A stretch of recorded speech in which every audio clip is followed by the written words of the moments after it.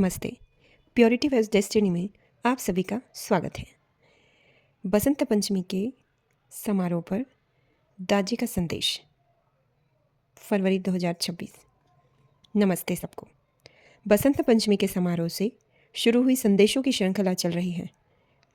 फिर 2 फरवरी का समारोह हुआ। अब तक 4 बैच हो चुके हैं, यानी कुल 6 और 7वां संदेश 5वें बैच को दिया जाएगा। लेकिन संदेश वहीं ख़त्म नहीं हो रहे हैं और भी बहुत सारे आने वाले हैं। जो लोग गुरु के जीवन जैसा जीवन नहीं जी पाते, उनका जीवन अधूरा रह जाता है। गुरु का जीवन एक लक्ष्य है। हमारे गुरु का जीवन हमारा लक्ष्य बन जाता है। इसलिए हम कहते हैं, हे गुरु, तू ही मानव जीवन का वास्तविक लक्ष्य है। गुरु स्वयं नहीं, बल्कि उनका जीवन जीने का तरीका है। हमें उनके जैसा बनना है अंदर से। यह एक उच्च लक्ष्य है, लेकिन हम इच्छाओं के गुलाम बन जाते हैं। इसलिए हमारा हृदय विभाजित हो जाता है। हम यह और वह चाहते हैं।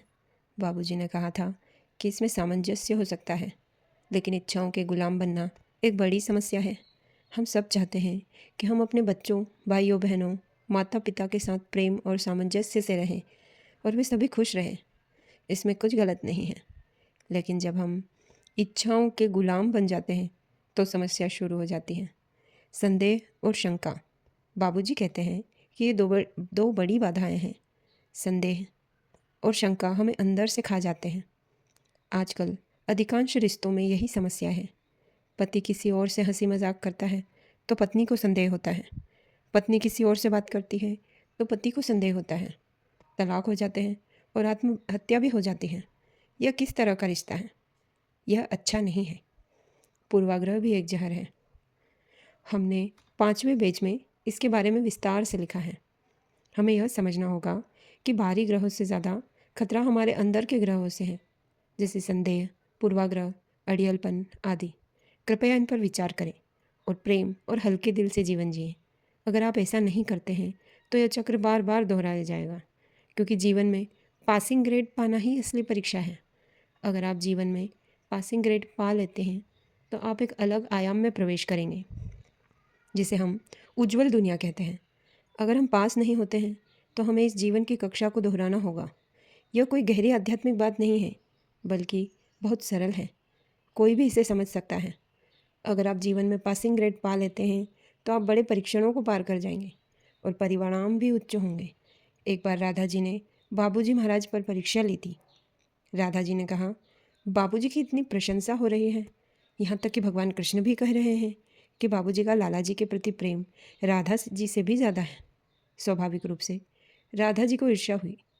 राधा जी ने बाबूजी से कहा कि अगर आप परीक्षा में फेल हो गए तो। बाबूजी ने प्रार्थना की, लाला जी, मैं एक मानव हूँ और फेल हो सकता हूँ, लेकिन यह आपका अपमान होगा।